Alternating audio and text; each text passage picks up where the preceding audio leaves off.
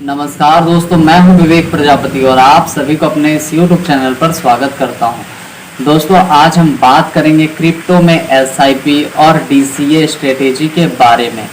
दोस्तों, अगर आप क्रिप्टो में निवेश करते हैं तो ये दोनों स्ट्रेटेजी आपको लॉस से बचाने में और लॉन्ग टर्म प्रॉफिट कमाने में बहुत मदद करेगी। तो चलिए बिना टाइम वेस्ट किए समझते हैं कि SIP और DCA आखिर होते क्या है, कैसे काम करते हैं। तो चैनल पर नया तो अभी सब्सक्राइब करें, शेयर कर दें इस वीडियो को अपने सारे दोस्तों के साथ जो क्रिप्टो मार्केट को सीखना चाहते हैं। मैं बता दूं कि ये क्लास नंबर हमारा 24 है और अब तक आपने हमारी पिछली क्लासेस को नहीं देखे हैं तो आप हमारे चैनल पर जाइए, जहां आपको क्रिप्टो मार्केट की प्लेलिस्ट बनी हुई मिलेगी। आप वहां से 1 क्लास से लेकर इस क्लास तक की वीडियो को बहुत ही आसान तरीके से देख सकते हैं, सीख सकते हैं। तो चलिए दोस्तों फटाफट से क्लास को शुरू करते हैं। और आज का टॉपिक बहुत ही ज़्यादा इम्पोर्टेंट होने वाला है, तो प्लीज़ सभी दोस्तों के साथ शेयर कीजिएगा। और आज का टॉपिक है क्रिप्टो में SIP और DCA स्ट्रेटेजी क्या होती है। सबसे पहले हम जानेंगे SIP क्या होती है। तो मैं बता दूं कि SIP का मतलब होता है सिस्टमेटिक इन्वेस्टमेंट प्लान, यानी कि किसी कॉइन या टोकन में थोड़ा थोड़ा पैसा हर महीने या हर हफ्ते इन्वेस्ट करना एक फिक्स्ड अमाउंट के साथ। ठीक है, अगर एग्जांपल से हम समझने की कोशिश करें तो मान लीजिए आपको बिटकॉइन में इन्वेस्ट करना है, तो आप डिसाइड करते हैं कि हर महीने 1000 बिटकॉइन में लगाऊंगा।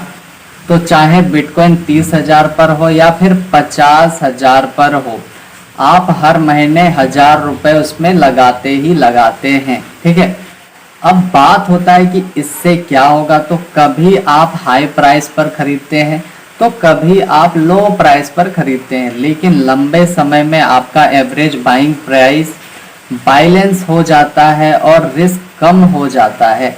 ठीक है, इतनी बात समझ में आई। अगला हम जानेंगे SIP के फायदे क्या क्या हो सकते हैं।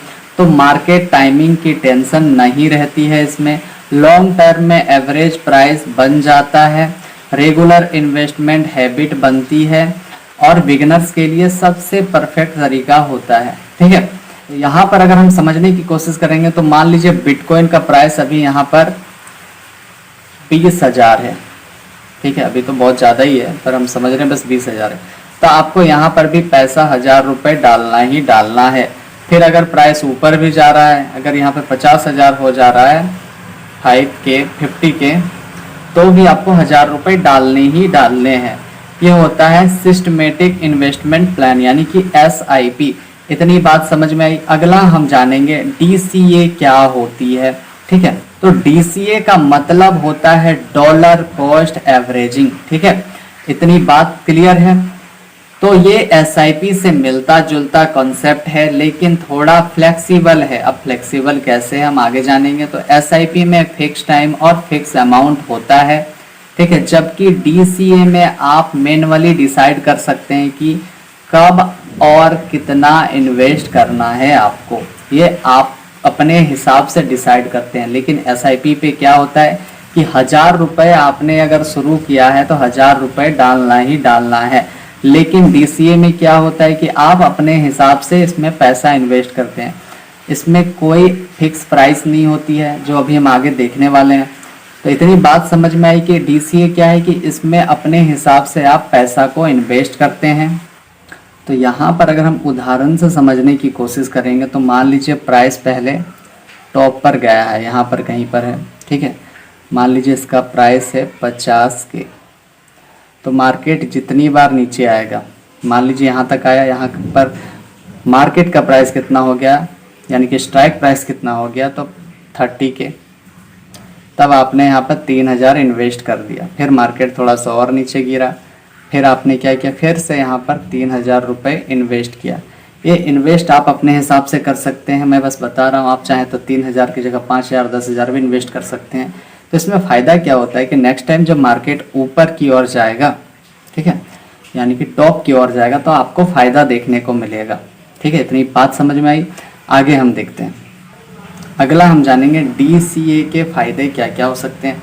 तो वॉलेटिलिटी में फ़ायदा मिलता है, इमोशन कंट्रोल में रहता है, हाई प्राइस पर ज़्यादा इन्वेस्ट करने से बचाता है, तो रिस्क कम करता है और प्रॉफिट जो है स्टेबलाइज करता है।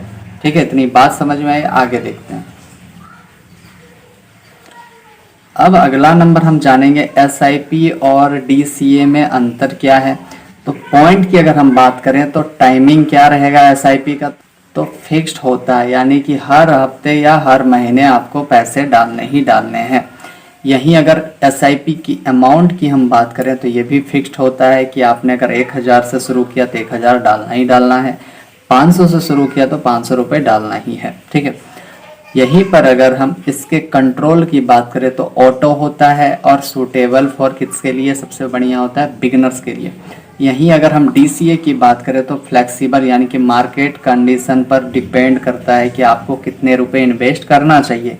तो अगर मार्केट नीचे गिर रहा है, यानी कि धड़ाधड़ क्रेश हो रहा है, तब आप यहाँ पर सोच सकते हैं कि प्राइस नेक्स्ट टाइम जब ऊपर जाएगा तो आपको प्रॉफिट मिल सकता है, उस हिसाब से आप अमाउंट को इन्वेस्ट कर सकते हैं। ठीक है, इसके अमाउंट की बात करें तो क्या रहता है, तो वेरिएबल होता है। ठीक है, कंट्रोल क्या है, तो मैनुअल होता है। और सूटेबल किसके लिए बहुत बढ़िया माना जाता है, तो एक्सपीरियंस यूजर्स के लिए सबसे परफेक्ट माना जाता है।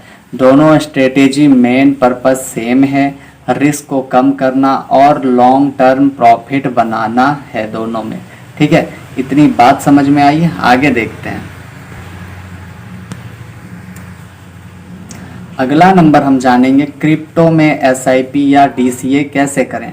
ठीक है, क्या है कि आप इन प्लेटफॉर्म पर SIP और DCA सेटअप कर सकते हैं। ठीक है, तो क्या है, कॉइन स्विचस्क्वेयर है, कॉइन DCX है, बाइनेंस है और क्यूकॉइन है।